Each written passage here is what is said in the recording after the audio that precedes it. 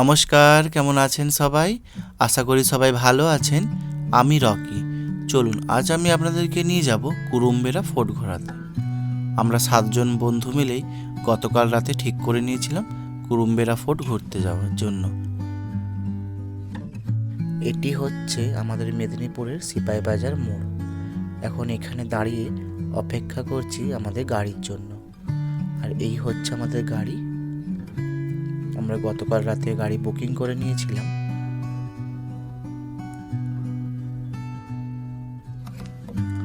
যেহেতু আমরা 7 জন যাব, তাই আমরা সিপাহীবাজার থেকে 2 জন উঠেছি, আর বান্টিদা কুইকোটা থেকে এসেছে।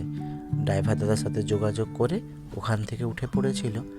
আর আমাদের কয়েকজন বন্ধু ক্যারেনতলার মোড়ে দাঁড়িয়ে আছে, আর জজকোটের মোড়ে। এখন আমরা এলআইসির মোড় পেরোচ্ছি।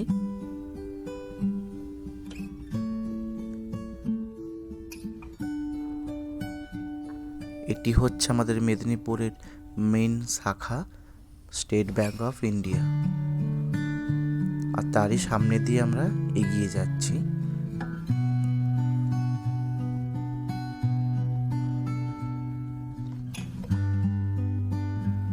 এই কালেক্টরির মোড় হয়ে আমরা বাঁ দিকে বেঁকে যাব। যেহেতু আমাদের এই রাস্তাটাই তাড়াতাড়ি হবে, ওই জন্য আমরা এই রুটটাই ধরেছিলাম। আর আমাদের বন্ধুরা ওখানে দাঁড়িয়ে ছিল। এই যে টুকাইদা উঠছে।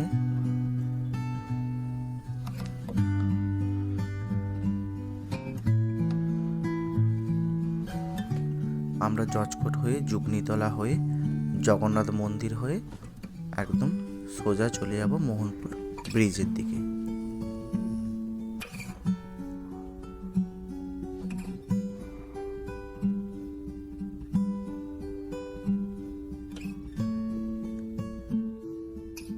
আমাদের মেদিনীপুরের রামকৃষ্ণ মিশন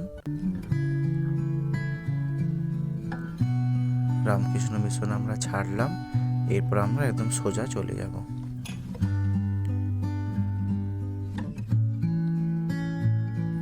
এই হচ্ছে আমাদের মোহনপুর ব্রিজে যাওয়ার রাস্তা।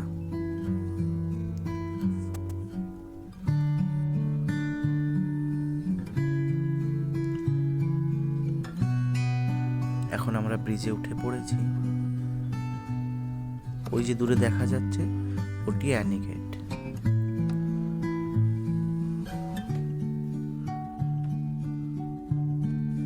আমরা কয়েকজন বন্ধুই ঠিক করেছিলাম একদিনের জন্য সামনাসামনি কোথাও ঘুরে আসার জন্য।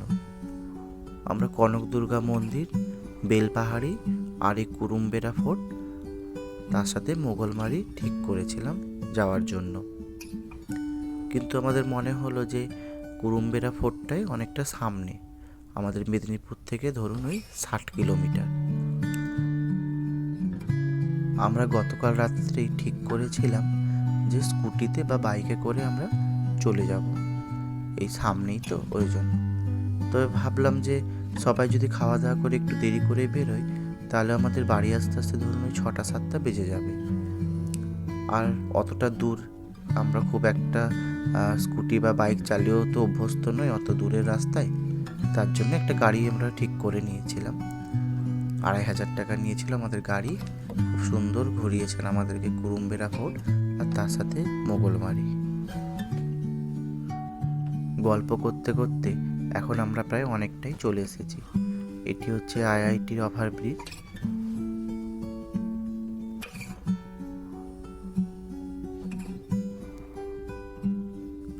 সামনে একটু এগিয়ে গেলেই আইআইটি ক্যাম্পাস, আর তারই ঠিক নিচে হিজলি স্টেশন।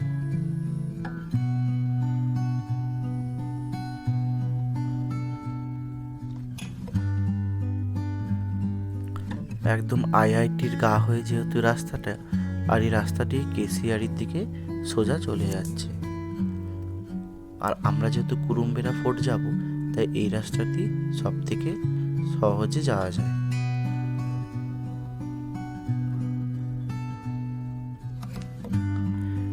আপনারা যদি কেউ মনে করেন একদিনের জন্য একটু আশেপাশে কোথাও ঘুরে আসবেন, তাহলে কুরুম্বেরা ফোর্ট আর তার সাথে মোগলমারি বৌদ্ধবিহার আপনারা ঘুরে যেতে পারেন।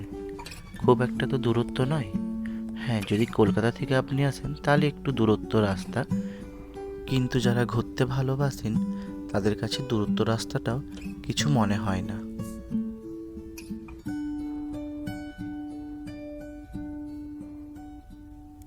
আপনারা যদি মনে করেন দুদিনের ছুটিতে আশেপাশে কোথাও ঘুরে আসবেন, তাহলে এটা আপনারা করতেই পারেন। প্রথমে কুরুম্বেরা ফোর্ট, তারপরে মোগলমারি, আর মোগলমারিতে সোজা রাস্তায় একদম বেলদা হয়ে জলেশ্বর। জলেশ্বর থেকেই ধরুন 25-26 কিলোমিটার দূরেই চন্দনেশ্বর মন্দির, দীঘা, মন্দারমণি, এদিকে ঘুরে আসতে পারবেন।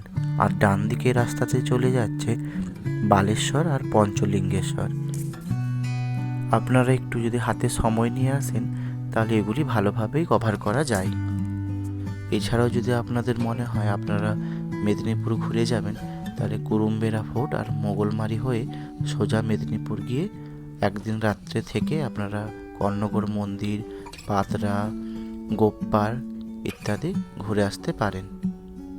অবশেষে আমরা পৌঁছালাম কুরুম্বেরা ফোর্ট। প্রথমে যেটি চোখে লাগলো সেটি হচ্ছে এই বটগাছটি। এই বটগাছটি দেখেই মনে হচ্ছে বহু পুরনো, আর সামনেই এরকম বড় পাঁচিল দিয়ে ঘেরা অনেক বড় ভেতরে জায়গাটি নিয়ে এটা তৈরি করা হয়েছে। চলুন এবার আমি সামনের দিকে একটু এগিয়ে যাই আর আপনাদেরকেও ভেতরটা একবার ঘুরিয়ে আনি। এটি হচ্ছে সামনের দিকের গেট, আর এখানে প্রবেশ মূল্য সেরকম কিছু নেই, ফ্রিতেই আপনি ঢুকতে পারেন। আর যেটি চোখে লাগলো সেটা হচ্ছে এইটি।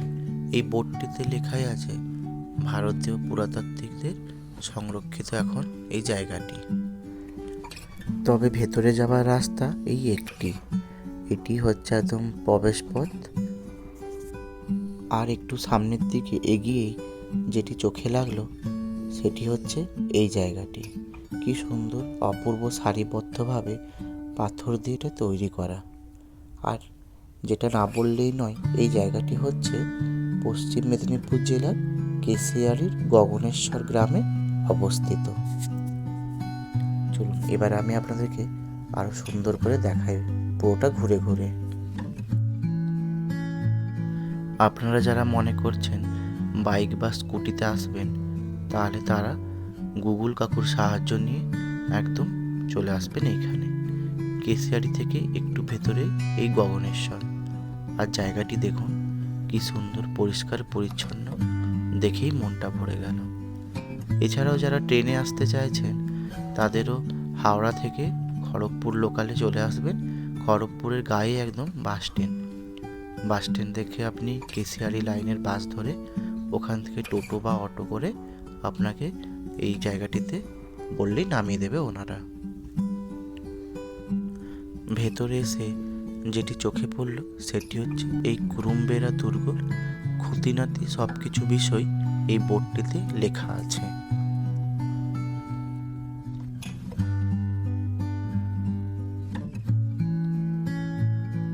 এই ভারতীয় পুরাতাত্ত্বিক সংরক্ষিত যে বোর্ডটিতে তাতেই লেখা আছে যে এই প্রাসাদটি বা দুর্গটি উড়িষ্যার রাজা কপিলন্দ দেব তৈরি করেছেন, এবং এইখানে উড়িষ্যার দেওল রীতি পদ্ধতি মেনে এখানে 7 মহলের শিবের মন্দির ছিল। পরে তা ধ্বংসপ্রাপ্ত হয় এবং ঔরঙ্গজেবের আমলে তারই সেনাপতি মোহাম্মদ তাহির এখানে একটি মসজিদ স্থাপিত করেন। এটির চারিদিকে ল্যাটেরাইট পাথর বা বোল্ডার দিয়ে তৈরি করা। তবে আমরা দুর্গ বলতে যেটা বুঝি বড় রাজপ্রাসাদ বা বড় মহল, কোনো সেই রকম আমরা কিন্তু দেখতে পেলাম না। এখানে বড় বড় থাম আর তার সাথে সাথে এরকম ছোট ছোট ঘরের মতন বসার একটি জায়গা। আমার সামনের দিকে টুকাইদা আর বান্টিদা আছে, পেছনে ওরা সবাই আছে। চলুন ভালোভাবে আবার ঘুরিয়ে দেখাই আপনাদেরকে। তবে তখনকার দিনে বাংলা থেকে পুরীর উড়িষ্যার মন্দির পায়ে হেঁটে যাওয়া যেত। আর উড়িষ্যার রাজা কপিলন্দ দেব এই প্রাসাদটি তৈরি করেছিলেন।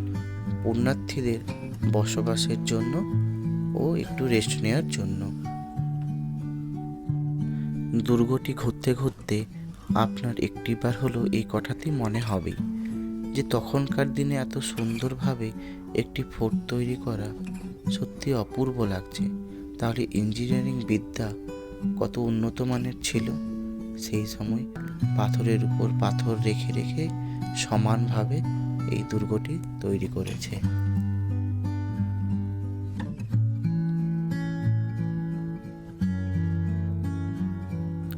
এখন আমি আছি ঠিক গম্বুজের পেছন দিকটিতে। এই জায়গাটি একটু পাথরগুলো নড়ে পড়েছে, আর নাহলে পুরো চারিদিকটাই বেশ সুন্দরভাবেই আছে। এটি হচ্ছে সামনের দিক।